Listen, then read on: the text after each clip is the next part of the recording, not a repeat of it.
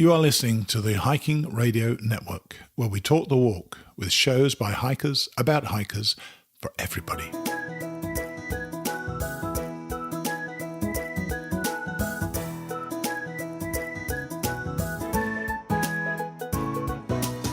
Mighty Blue on the Appalachian Trail, the ultimate midlife crisis. Join Steve and his guests every week as he staggers from Georgia to Maine.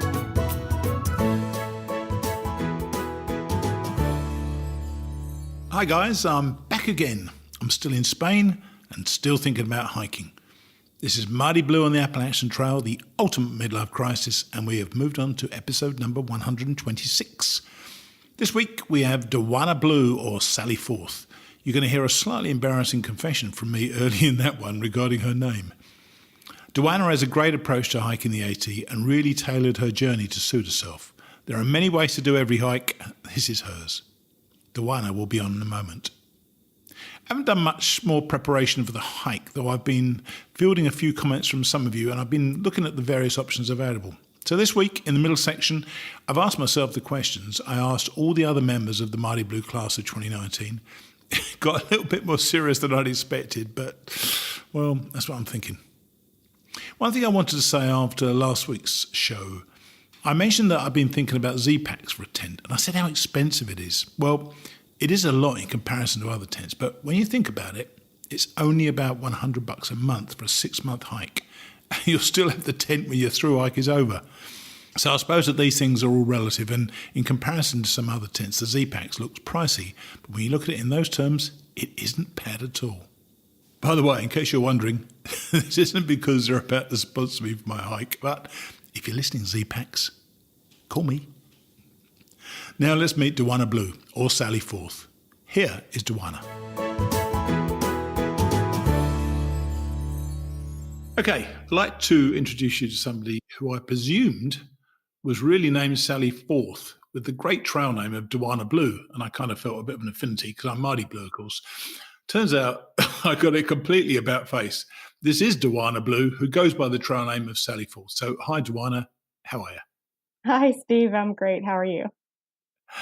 Oh, I feel like an idiot. So now I've worked out that you actually are Dawanna. Yeah. We spoke yesterday to get a few ideas on what we'd talk about, and you told me that your trail name came on the very first night on the Appalachian Trail. How did that happen? Oh, my first night on the trail, I got to the shelter and there was a guy there named Time Zone, and he and I were talking, and the term came up, and I just told him that I really liked it and that I felt like that's what I'm going to do tomorrow. I'm going to get up and sally forth and see how far I get. I'm going to, get up the next day and the next day and see how far I get. And the next people walked up to the shelter and he said, "Hey, I'm Time Zone and this is Sally Forth." And it was done. So in the email that you sent me overnight, you finished with, "I consider Sally Forth to be my alter ego. She has a lot more fun than Dawanna and is absolutely fearless. Sally Forth does karaoke." What is it, do you think, about assuming a different name that allows us to, I don't know, even change personalities if we want to? Did that happen to you? I feel like it did. And I don't know, how much of it is because I changed my name or if it was just being out on the trail and stepping out of, the life that I normally lead and just doing something completely, outside the norm and certainly outside my norm, to get out in the woods and hang out with, people from all over the world. I grew up in Mississippi. This is where I live. So it was Right. It was just really a big deal. Had you done much traveling before you went on the trail? Well, I lived in Montana for about 7 years. I lived in Tennessee for 5 years, and we have, vacationed in different spots in the United States, but I don't even have a passport. And so, as far as world traveling, no. So do you think there's some things that Sally could teach Dawanna? Oh, absolutely. What would you like to take from Sally? Well, Dawanna has always been a rule follower and do all the things that I'm expected to do and make good grades and go to college and get a good job and, raise a family and be responsible. Those are all the things that I've always done. And then hiking the trail, I heard one guy, we were talking and he said, so are you northbound? And I was like, well, I am right now. I'm a flip-flopper. And he looks at his friend and said, "Ugh, she's a flip-flopper. They have no rules." And I thought, exactly. That's what it is. I want to have no rules. And so I I mean, I really embrace that. If I want to go Sobo for this section, I'm going to go Sobo for this section. If I'm going to, leapfrog up a little bit and then come back and get this in a little while, I'll do that. Or slack pack every chance I get. Absolutely sign me up for that. So you basically set your own rules on the trail. Do you think that when did you do so? I was confused about when you did it. Was it 2018 or 2017? 2018. It was 2018. Okay, for some reason I had 2018 and 17 in my mind, but yeah, it was 2018. And so you've been back now for some time. I presume. How long have you been back now since you finished? 2 months. 2 months. And have you found aspects of Sally have stayed with you, or are you back to me in Dawanna following all the rules? Well, I'm back to work and paying bills and doing all that, but I feel like I'm much more laid back. I'm not really concerned about all the little tiny details that used to bother me, and I live in this house. My son's gone off to work on his own, and so I'd like to get rid of house and yard and all those encumbrances and live more simply. Interesting. And you think that's come as a direct result of having been on the trail and learned to live your life off the stuff you carry with you? Absolutely. Absolutely. How interesting. And actually, I was I knew your name for some time, so how I got it wrong anyway, because you actually emailed me and you went in spring last year and you emailed me while you were on the trail and you wrote this about yourself. You said that you were just another person that wanted to break out of the humdrum of normal life and see how far I could get out of my comfort zone. Well, you did that, but you found out that you don't really like camping all that much, do you? Tell us about that. I really don't like camping. I got over camping pretty soon after I started the trail and started, looking at gut hooks in the AWOL, trying to figure out for me, where's the next hostel? Where's the next town? Where's the next chance to sleep not on the ground? Really? So how often would you get off the trail then? Pretty often. I would sleep on the trail. I mean, my goal was, to sleep as little on trail as possible. I would go 1 or 2 nights. Then after about 2 nights, I was really, really looking for it for town. And then What, was it the sleeping, the cleanliness, the pooping in the woods? I mean, what was it? What was it you really didn't like? oh, can I just tell you that my spade is pristine? I never pooped in the woods. I made it to town or to a privy every single time. I never had to dig a hole. I'm pretty proud of that. That is almost impossible to believe. Oh my God, you must have extraordinary self-control. What didn't you like about it?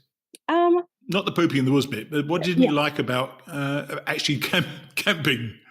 I don't know. I didn't like sleeping on my sleeping pad and trying to stay warm and waking up wet all the time. I mean, even in the middle of the summer and spring, I mean, year round, everything was always wet. It seemed like everything was at least damp. Even if it wasn't soaking wet, you would still wake up damp with Yeah, either sweat or just dew or yeah. whatever. Weren't you expecting that then? I didn't know that it would wear me down like it did. Oh, right. So it wore you down pretty quickly, did it? It did. And now if town had not been as accessible as it was, I would have slept in the woods more. I mean, I slept like for the last 2 weeks getting to Katahdin. So from Stratton, Maine to Katahdin, I stayed in the woods or in a shelter in my tent every night. So that All was right. 2 weeks. Yeah, yeah. Well, I'm hardly bothered to talk anyway because I just did the Camino de Santiago, the the best way possible, going in hotels every single night. So That's pretty it is. Yeah, I didn't want to stay. I didn't want to stay in any of those albergs. I can quite assure you, they got pretty nasty. But you actually even took your pillow with you from home, didn't you? Was it it, actually a full size bed pillow? yes, I stuffed it down into a stuff sack and put it in my backpack and took it with me. And I never regretted it. I mean, every night I was so happy to have my pillow. But then I did find when I got to Boiling Springs, I found an inflatable pillow that I was like, okay, this is close enough. I'll do this. And I mailed my pillow home. Yeah, funny enough, I did my AT hike without a pillow. Well, actually, I had a sort of blow up pillow. It wasn't a very good one. But when I've since hiked, I've used a newer, I think it's a Cedar Summit pillow, and it's perfectly comfortable. And it's so important, I think, as well. To be comfortable in bed and be able to sleep at night is really important. So were you unable to sleep in those early nights then? No, I slept pretty well. I mean, like everybody, I mean, you kind of have to wake up if you roll over at all because your sleeping pad's kind of narrow. So you kind of have to rotisserie instead of actually roll. But I slept pretty well outside. But you didn't really want to get out of your comfort zone, then, did you? Really, you wanted to be comfortable the whole time. And which really made me laugh. You, when we had this chat yesterday, you told me a number of things, and you added one great thing to it when you sent me an email overnight. You said that you're quite the high maintenance hiker. Tell us what you did on the trail every couple of 100 miles. Oh, every couple 100 miles, I would get into town and go get a pedicure, including the pretty pink polish. I wanted my feet to look wonderful, and they did. I never had any trouble with blisters. My feet never looked like hamburger. I took good care of my feet. I told people that poo-pooed the idea of getting a pedicure. I was like, these feet have to do a lot of work. They got a long way to go. I'm taking good care of these babies. Yeah, I mean, you know what? It makes a lot of sense to do stuff like that, but the polish might have been a bit over the top. And you certainly did, and you certainly did wear pink. You sent me some photos as well. You're very much the pink girl, weren't you? Yes, And and the hooped earrings as well. yes. Well, the pink, I was like, look, search and rescue is going to be able to find me. I'm not going to be that girl that's lost in the wood, 10 feet off trail, and they just couldn't find her. That's not going to be me. You were going to be as big as you possibly could. Yeah. That's right. So, how did you discover about the AT in the first place, then, Dawanna? Oh, I was just with my family up around the Gatlinburg area, and I heard about the Appalachian Trail, and I'd never heard of it before. And I thought, that sounds pretty cool. I think I would like to do that. And so over the next 5 years, I just planned for it and started researching it. And the more I learned about it, the bug just really took hold. And I thought, yeah, I'm doing this. So, what form did that research take? Would you get onto the vlogs and the videos? Or did you read books? I mean, what were you doing? I did all of it. I read articles, I read books, I watched YouTube videos, checked out different people's vlogs and blogs and all that stuff. And I knew that there was misery involved with it. And in your mind, this is going to be hard, but you have no idea what that means until you're really doing it. No, you're right. You're absolutely right. It's funny, actually. You can watch every single YouTube video there is and be totally surprised about what faces you on the very first day, can't you? Yes, yes. And that is a massive surprise when it happens as well. It's like I used to have a conversation with my buddy Bruce Mattson on Returning to Katahdin podcast, and we used to say, so that's the great Mike Tyson expression. He says, "Everybody has a plan, until you get punched in the face." and it feels like that when you first start, and it really does. So you wanted to do it, and you were planning for 5 years. That's a long planning session. Why 5 years? Well, when I heard about it at the time, my son, was in junior high and he played 3 sports. And I knew that my window would be, after he graduated high school. And he would graduate high school May of 2017. So spring of 2018 would be my window. And that's what I shot for. Wow. And I did it. Right. Did he come on the trail with you at all? He dropped me off in Shenandoah. And then he came back at Springer, and in between those, I never. I'm going to talk about that one in a minute. I want to talk about that. So you never saw him once between him dropping you off and when you saw him right towards the end. Right. That must have been tough for you to be away from your son as long as that. It was. I was a single mom, and it was tough. But when he went off to college, and he went off to university, and I was really grateful that I had the trail to focus on. I mean, I was really honing in my equipment and getting down my timeline and doing all those things. I had all that to focus on instead of, my nest is empty. Now what? Yeah. Were you happy with the equipment you got? I was happy with the equipment that I got. Did you actually buy a tent? Good. Yes, I bought a tent, and I replaced it when I got off trail in New York. I replaced it for a lighter tent. before I headed into the whites. I knew I wanted, to lighten my load if I could. Yeah. What was your weight when you started then in Shenandoah? Oh, my weight when I started in Shenandoah was fully resupplied was about 40 pounds with all my winter stuff. It was Wow. cold. It was cold when I started. Yeah.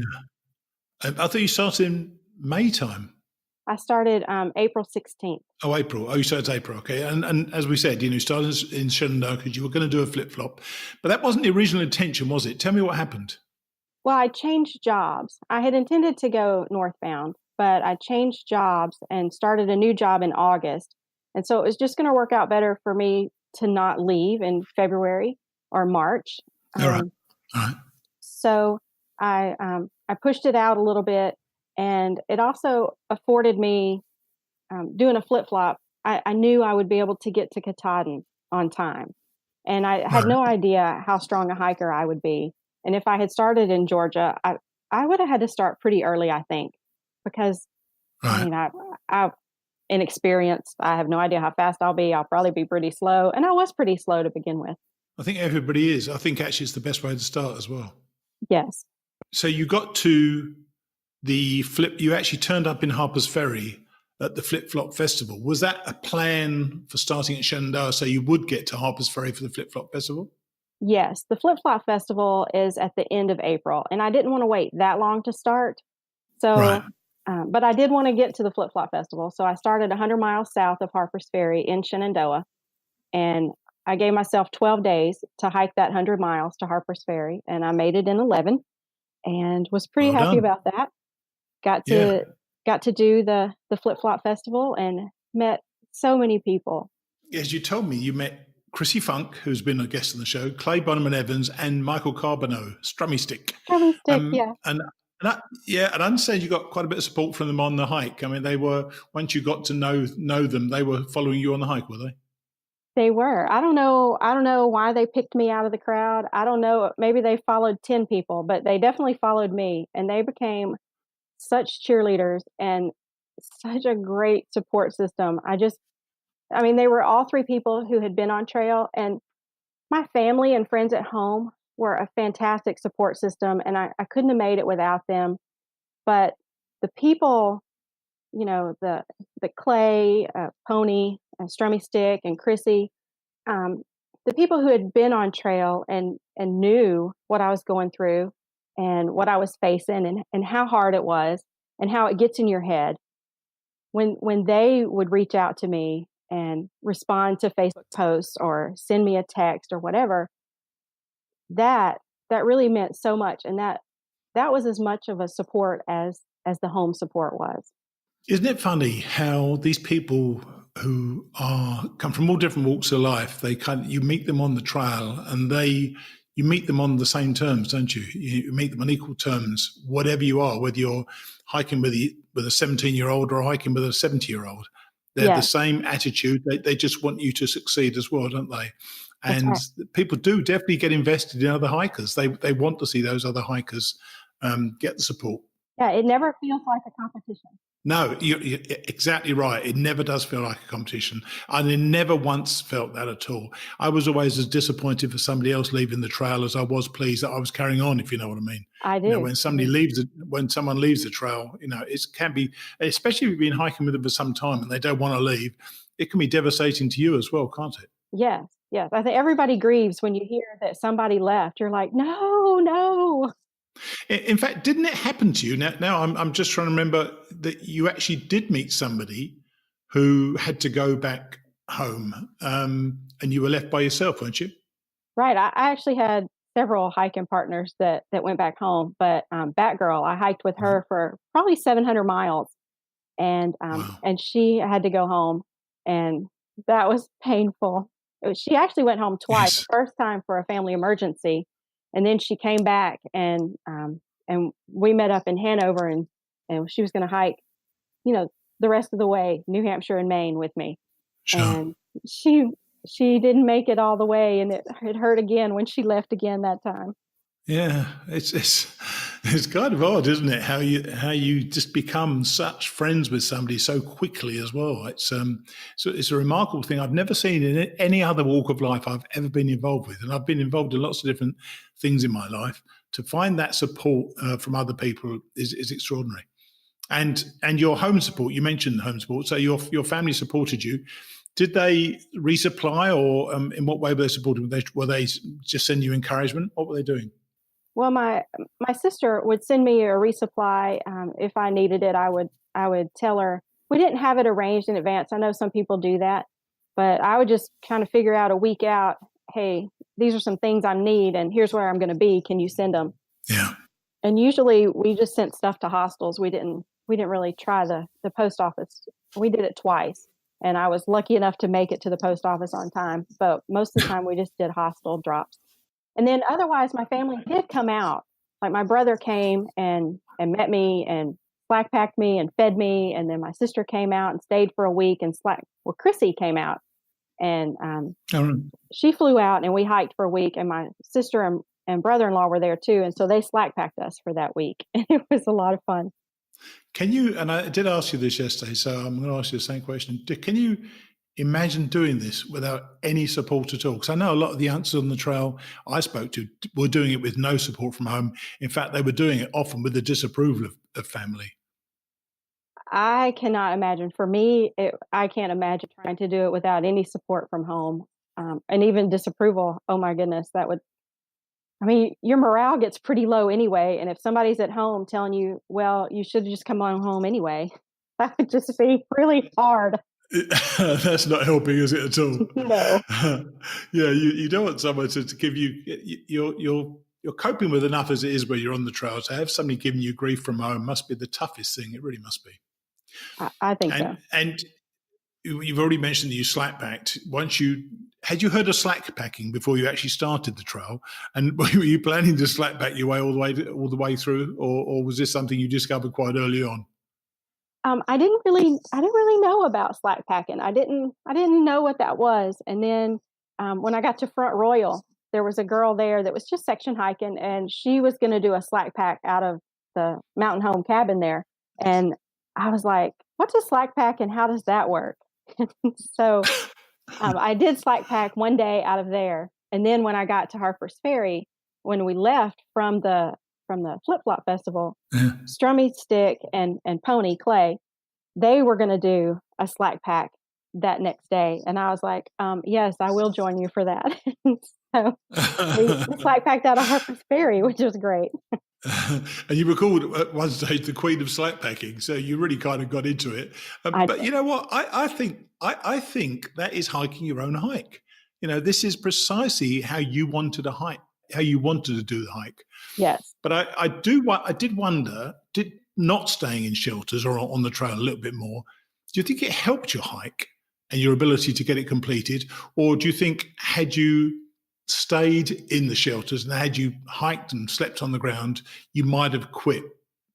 I tried to quit so many times that I don't think it was in me to quit. I think unless I was injured and taken off trail for some reason like that. Yeah. But every time I got off trail for a couple of days, I knew I had to get back on trail. It was unfinished business. It hung over me. I had to get back. So I think I would have finished. I probably would have finished faster if I had not gone into town so much. Well, there are two things about that. I know that it wasn't plain sailing for you, and you did have some tough moments, and you did consider quitting quite a lot, didn't you? Tell us about some of those moments. So firstly, how you came to the conclusion that you wanted to get off, and secondly, how the trail pulled you back. Well, usually it was when I was hiking by myself. I didn't really feel the need to quit when I had a hiking partner or a hiking family. Right. But when I was by myself for an extended period of time, it just kind of wore me down and made me think, gosh, I just don't want to get up in the morning and hike. And I told somebody that one time that I just get up every day and decide if I'm going to hike today or not. And then and one day I was like, I just don't want to hike today, and I don't think I'm going to want to hike tomorrow either. To those points that you wake up in the morning, you think, I don't want to hike today, and I don't think I want to hike tomorrow. Do you think at that time I'm done?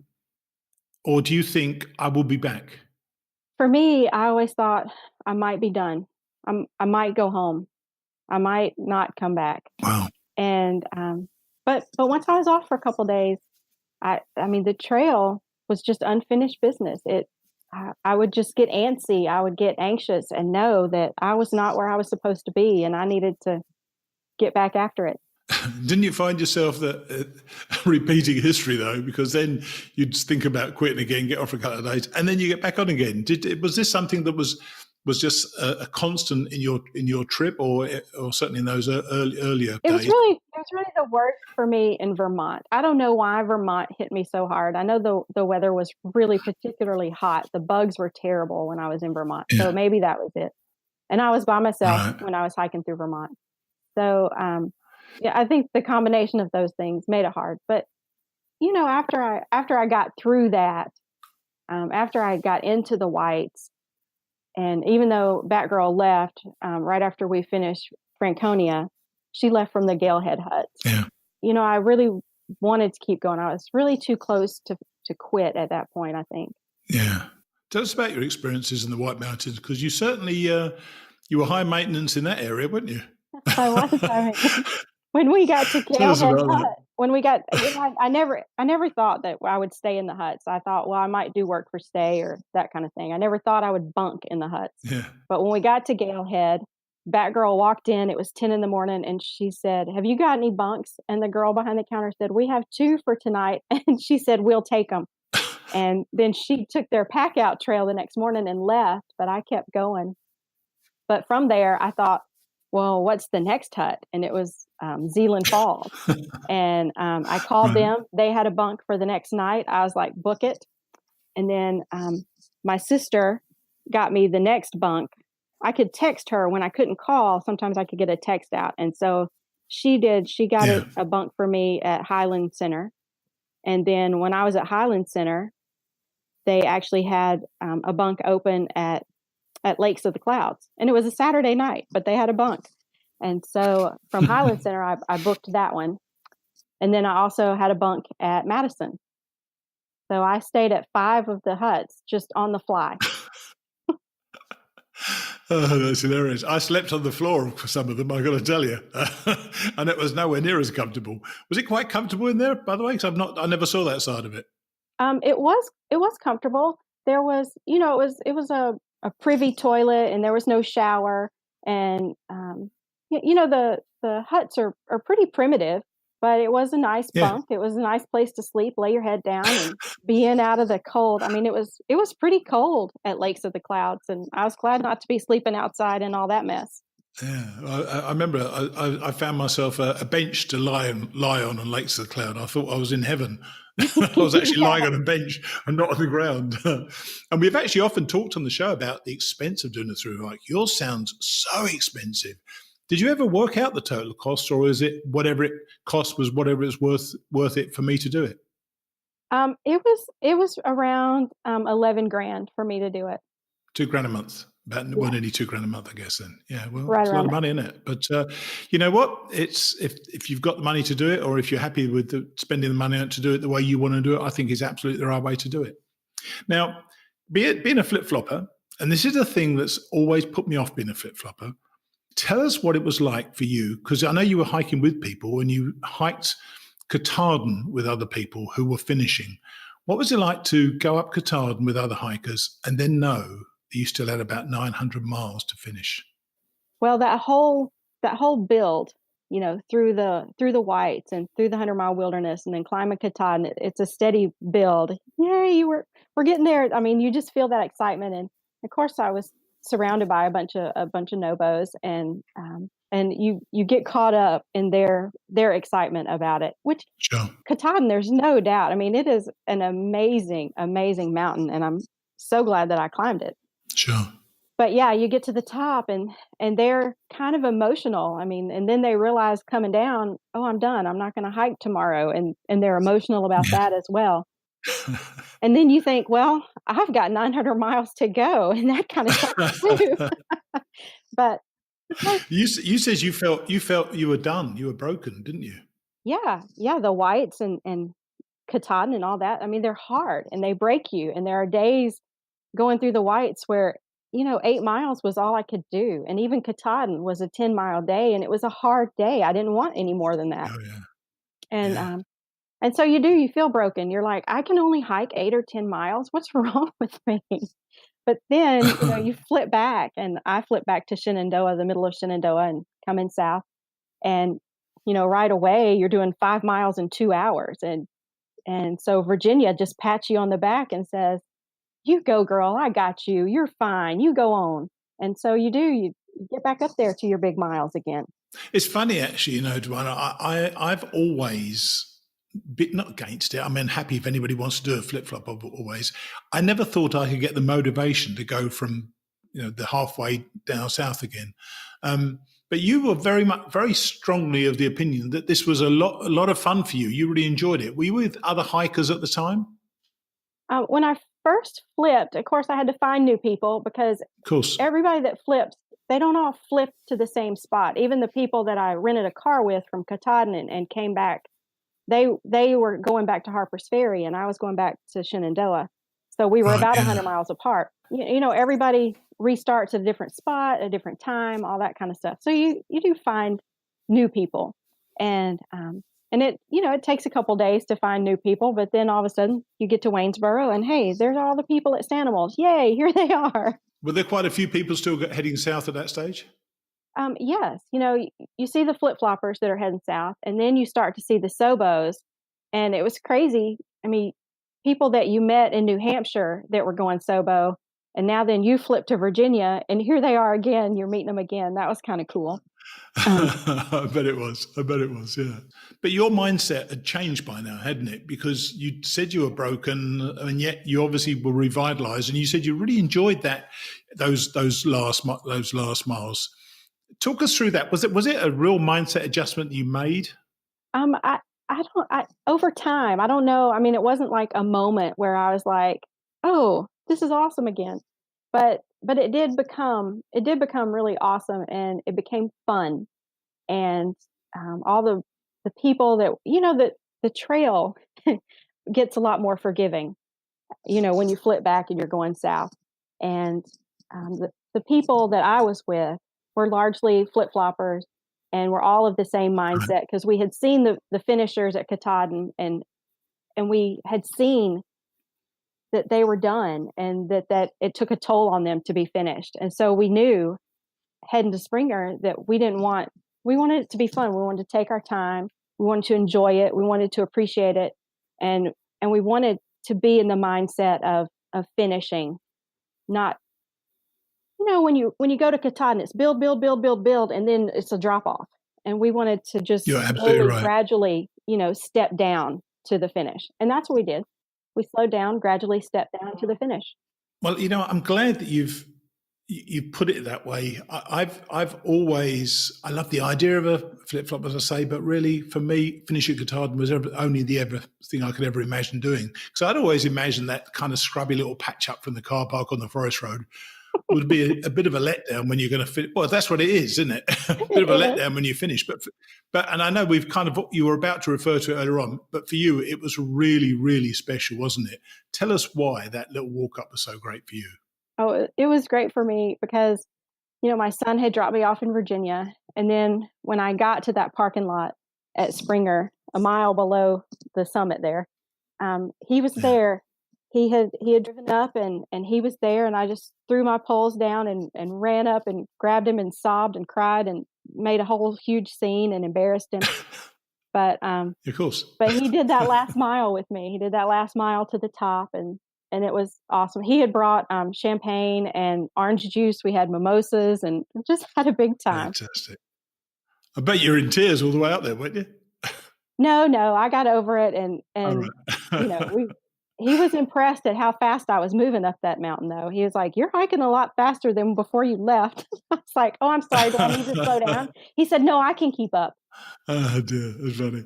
So now that you've done it and you've had time to take it all in, a couple of months now, what are your big takeaways from the trail? What are you going to take away and never forget from the trail? I hope that I never forget the goodness of the people. If nothing else, the trail will restore your faith in humanity. Yeah. And I hope I never forget the goodness of the people. And I hope that I can always have the opportunity to connect with nature because it does do something for your spirit that nothing else can. So I hope that I will continue to get outside and have that connection when I get a chance. But you still don't fancy sleeping in tents? I slept in the tent this past weekend, one night. I mean, just one. I could do it for one night. All right, okay. That's hilarious. It's so funny. Well, look, I'm so glad you told us the story. I hadn't heard somebody's flip-flop described in such positive terms before, and I really like that. And I know the ATC are trying to encourage people to do flip-flops, and I do think it's a great thing, and I probably should do it myself. But for me, it was always going to be finishing at Katahdin, and I want to follow the pack up there because I want to podcast from the trail. Uh-huh. But the fact that you had such joy from the finish at Springer, not only because of your son, but because the whole thing of how you plan to finish, I think that was a really nice way for people to learn that you're still going to get that fabulous feeling once you finish at Springer, just like you get a fabulous feeling once you finish at Katahdin. Yes. Yeah. Okay. Well, thanks for coming on. I appreciate you talking to us, and hopefully we'll catch up again sometime. All right. Thanks so much. Cheers then. Bye. Bye-bye. Wasn't she delightful? She was the slackpacking queen and chose her own path. I don't think that hike your own hike has ever been better expressed. She didn't want to camp all that much, so she didn't. And what about getting a pedicure as well? I also thought it was interesting that Sally Forth has more fun than Dawanna, and that she thinks she can learn something from Sally. I wonder how many of you could have learned something from the person you became when you were out on the trail. Let me know if you have any thoughts on that. So now, let's think about the newest member of the class of 2019, me. This week, with not that many further thoughts on what I'll be taking with me, I thought I'd give you my own answers to the questions I posed the Mighty Blue class of 2019. And as I have the memory of a forgetful goldfish, the questions will be just as new to me as they were to them. The first one was, let me see, here it is. Oh, introduce yourself.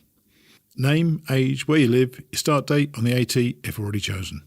Steve Adams, I'm 66. I'm currently in Spain, though technically and happily homeless. That would take way too long to explain, though I'm likely to return to the Bradenton area of Florida when I finish the trail. As to start date, I think I'm zeroing in on about the first 10 days of March and waiting to see what the weather forecast looks like around that time. Number 2, how long has the AT been on your radar? Well, Steve, as you know, I did it 5 years ago and frankly never thought I'd do another long-distance hike. I've been back on the trail with the fat guys back in the woods, but even then, I never really saw myself doing the whole thing again. Then, last year I had a few big changes in my life, and though I'd already earmarked the Camino as a goal, I started to think that my window of opportunity was closing for another long hike. I know that the other 2 prongs of the Triple Crown are impossible for me because of the elevation, but the AT's still there and seems to be calling me again. From doing this podcast, I knew that my 2014 experience wouldn't be replicated. Everybody has their own journey, unique to them, so my 2019 hike would bear no resemblance to the 2014 version. That made me realise that the AT was the place for me again. Also, of course, I'm hoping to be able to podcast again, much like I did for the Camino, so I'm really looking forward to that as well. All in all, I kept coming up with reasons to go again, and none not to go again. Number 3, how are you able to take the time off work? Not really an issue for me, of course, because I'm retired. Quite how others have done this while they're still working, I can only step back and admire. For me, it had to be the time that I no longer had a proper job.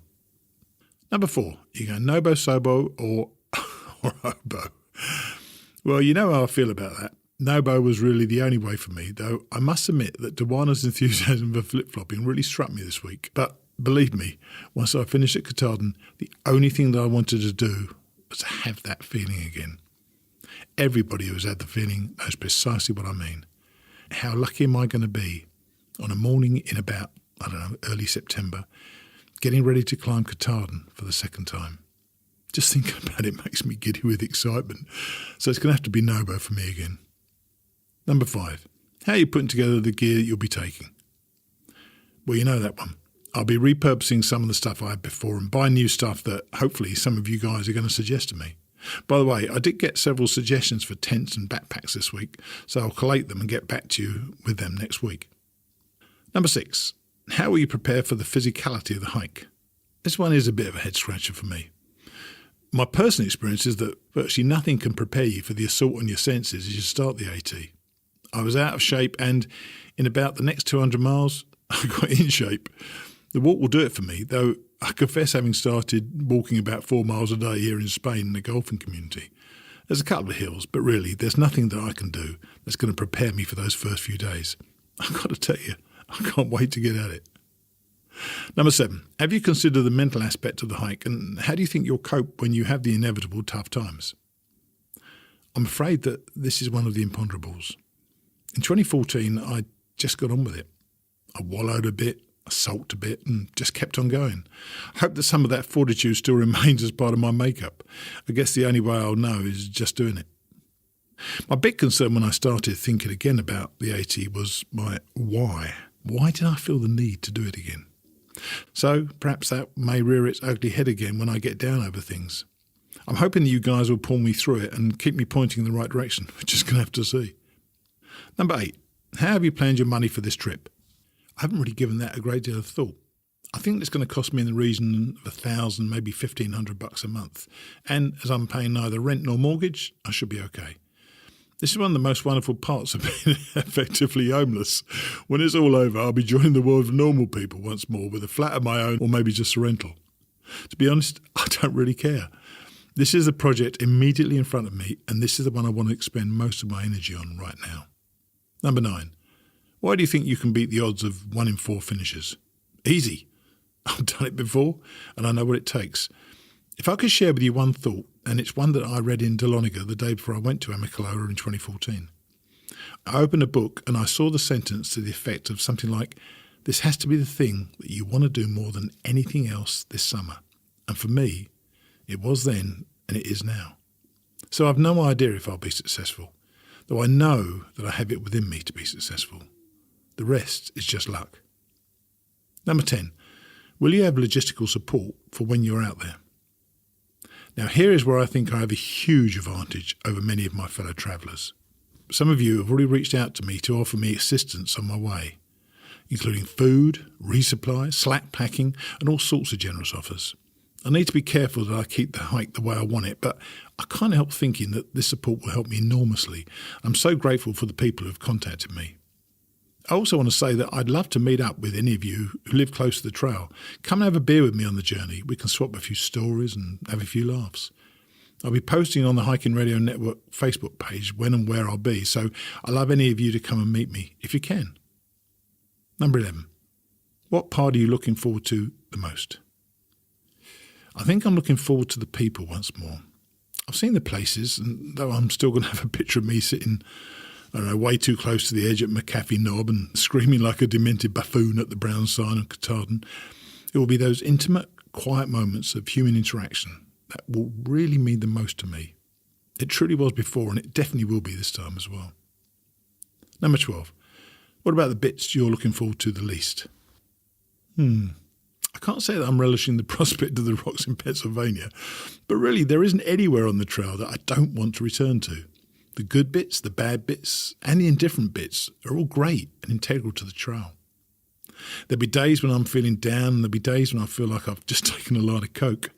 When you do this trip, you experience pretty much every emotion known to mankind. You take them as you find them. One of our guests said recently that you have to meet the trail where it is. You don't take it on, you just experience it and meet it face to face. I think my previous knowledge will help, though it will never insulate me against those crappy days. I'm going to have them. Everybody going this year will have them. It's how we respond to those days that will define our eventual success or otherwise. Last couple of questions. Number 13. If there was one thing that could keep you off the trail, then what might that be? Yeah, that's kind of private, so I'm going to keep the answers to that to myself. Number 14. What do you hope to get from this experience? When I finished in 2014, and in fact when I finished the Camino last year, I felt a wonderful sense of accomplishment. Do you know what? I don't really consider myself to be a hiker. I really don't. It isn't something that I do at the weekends or as a vacation. I'm a little more goal-oriented, and I see this attempt as an attempt at a thru-hike. That's what gets to me and makes me excited. I want that feeling of huge, deep accomplishment and the knowledge that even 5 years on, I could do it again. I think the advancing years make you look at life differently, and for me, the massive changes of this past year have, at times, been almost too much for me. That said, this challenge is one I'm desperate to meet and one that I highly recommend to anybody else at any stage in their life. I tell you, I'm ready for it. Yes, that was a bit more serious than I intended it to be. They're spending a lot of time on my own here in Spain. There's been good preparation for the solitude of the trail, so maybe I'm going to lighten up a bit next week. Don't forget to reach out with any gear suggestions at mightyblueontheat.com/contact. There you can leave me a message up to 90 seconds long, or you can send me an email directly from that page. Before we get on to day 24 of the Here We Seize the Day, I wanted to let you all know that my niece Laura, who I mentioned to you some time ago was pregnant, is having a baby boy to go with her gorgeous daughter Sophie. I could not be more pleased. Funnily enough, this week there is some hilarious Spanish improv from Laura. Some of the funniest bits were the stuff I cut out when she discovered that she had to attempt Spanish. Love her. Anyway, in day 24, Ellie improves her day considerably by walking nowhere near Colin. Very good choice, Ellie. I'll see you next week.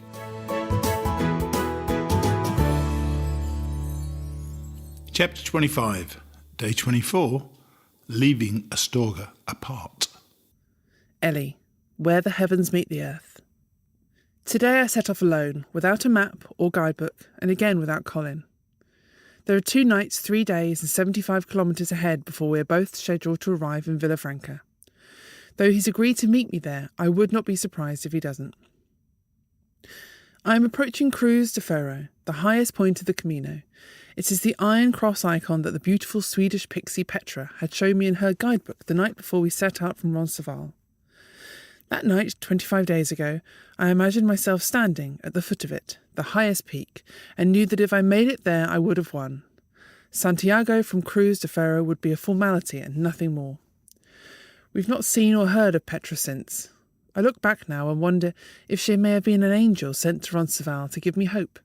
Tiny, frail-formed, softly-spoken, gentle-natured Petra, who along with dreadlocked Yoshki had walked all the way from Sweden and would one day walk all the way home again. She had come so far and fallen in love with the world she discovered on the way. She had no injuries and no blisters. She wore tethers. Her little legs and beautifully spoken simplicity had demonstrated a strength I had not considered. She was content and had found peace, with herself and her place here, so passively happy. I knew then that I wanted what she had, and that perhaps I would need to walk to find it. Colin. Heaven on a stick. At sunrise, I'm at a place called El Ganso. Stone houses crowding in, a dog barking, alarmed at my scent. I'm alarmed at my scent. It's a very hot morning. I'm sweating like a cheese. The trail winds to dun and green hills, then narrows through a grove of chestnut. Not one stalk of wheat in sight. Heaven on a stick. I'm walking alone. Elia said she needs some time alone. In Astorga, we fought again. She wants to prove to herself she can do things alone. And me, for the first time in my life, I'm frightened to be alone. I don't like my own company. I cannot understand what's happening to me. The Meseta with its space and heat and ghosts and lovers has made me a little crazy. I feel guilty and ashamed of my outbursts with Ellie. I see no way back. I've lost her respect, I'm sure, as well as her friendship. This whole journey has gone to shit, in my opinion. My life is a bad joke. I keep walking now out of habit, instinct, and despite what has happened, there is in me a perverse desire to see her finish this damn thing. I have become what they call a scary guy. Let me tell you something, in case you get too complacent out there, it's not that far from there to here. Not that far at all. Ellie, a new view. Near El Ganso, the red sand pilgrim path runs parallel with the secluded local road made of loose grey gravel. I'm not sure where I will walk to today, but I want to get as far as possible. Colin and I left Astorga just hours apart, and it would defeat the purpose if we were to meet earlier than expected. I couldn't walk away a second time. The trail enters a town which appears as deserted as the road leading to it. The houses are uninhabited, and there's no sign of life. I haven't stopped since daybreak, and I wonder how long it will be before I find a place to rest. My foot is awkward, clumsy and weak, and my knee has swollen again with the heat. With that, I round a bend to find the perfect paradox. Amidst the old stone walls, deserted streets and abandoned cottages stands the colourful edifice of Cowboy's Bar. I step through the door to find a shrine to all things kitsch and western. Whips, lassos, horseshoes and six-shooters. Wanted posters and movie memorabilia adorn the walls. The sound of Johnny Cash belts out from behind the bar. The barman himself is a cowboy wannabe with matching dress sense. Leather boots over denim jeans and a flannel shirt with a sheriff's badge pinned on the front. All this in a dilapidated ghost town that takes just 4 minutes to walk through. I've learned to stop being surprised by the Camino. Instead, I order an iced coffee. Further down the track, I meet Jonas, a well-presented German who lectures at a university in Madrid. Jonas speaks 5 languages and has detailed knowledge of the Camino and is walking the way for the 4th time. I asked Jonas what first inspired him. He tells me he first walked in honour of a sick friend. But now I walk not for my friend, but for me, he says, explaining that his friend has long recovered. He tells me he made the hike from Madrid last year and that the stretch we're crossing took nearly a week to pass due to waist-deep snow. I tell him it's hard to imagine it in this heat. Jonas explains that he has become addicted. A self-confessed masochist, he says he likes the pain, comparing it to the same buzz that marathon runners get hooked on, endorphins. His English impresses me. I tell him so. We walk together while he offers a running commentary on the scenery around us. The history, the culture, the nearby mines and the Templars of medieval times. The order, as well as being rather mysterious warrior monks founded originally to protect pilgrims from marauders in the Holy Land, were also fabulously wealthy. Jonas tells me they established what was essentially the first international banking system that allowed travellers to cash in their belongings at the beginning of their journey and reclaim them at the end, so as to make them less appealing to bandits who would otherwise thieve from them. Although dedicated to a life of chastity and poverty, they had access to enough funds to later bankroll the Crusades and operate lines of credit for kings and princes. Their legacy, in churches, castles and preceptories, is seen all over Spain. I compliment Jonas on his knowledge, and he tells me it has become his passion. When he's not walking the Camino, he's studying it, and when he's not studying it, he's training for it. For the past 4 years, he has lived the Camino all year round. Jonas tells me he will continue to walk every year until... I hope to die in the Camino. I turn to him, surprised. Why? Have you seen the monuments along the way of those who have died? I tell him I've seen them, and that I said a prayer for each fallen pilgrim and their families as I passed. You see, they build a stone, mark your name, put you in the guidebooks, and people pray for you forever. You're famous. It seems a morbid view, but he speaks with a gentle smile, and I can see his point. To some people, the concept of death is not as frightening as the prospect of being forgotten. He wants to live forever. I will not have children, he says. This is his way of achieving immortality. Jonas and I enter Rabanal del Camino, where he will spend the night. The sun is at its hottest, and Jonas asks if he can buy me lunch inside until the heat passes. I explain that I have something to eat in my pack and must keep moving if I'm ever to get over the mountain ridge before nightfall. But Jonas insists. Not wanting to offend him, I wait in the lobby of his very plush hotel while he showers and changes his clothes. Jonas did the hard yards the first time round. These days, his Camino is walked in comfort and style. It's not endured, it's enjoyed.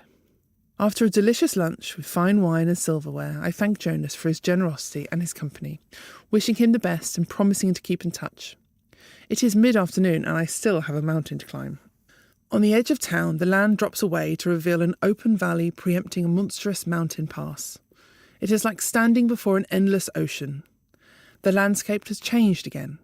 The peak vistas of stark tablelands have become lush, fertile terrain, and for a moment I am back among the purple haze mountains of the Pyrenees. Preparing to enter the valley, I hear a voice call from behind and turn to find 3 middle-aged Spanish men propped against a stone wall in the cool of the shade, waiting for the heat to pass.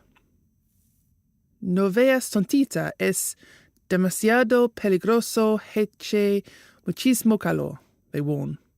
It's too hot and too dangerous. The 3 tut-tut as I thank them for their advice, but go on regardless. Here we go with the Poco Loco again.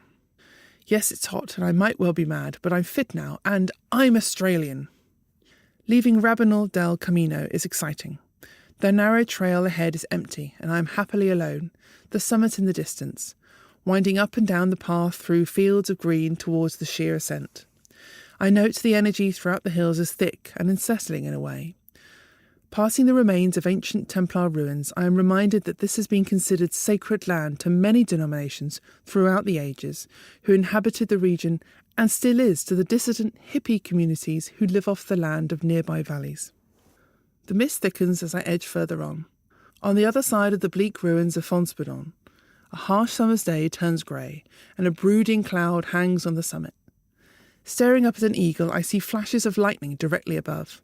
I am walking into a storm. I think about my family at home, my friends, my life.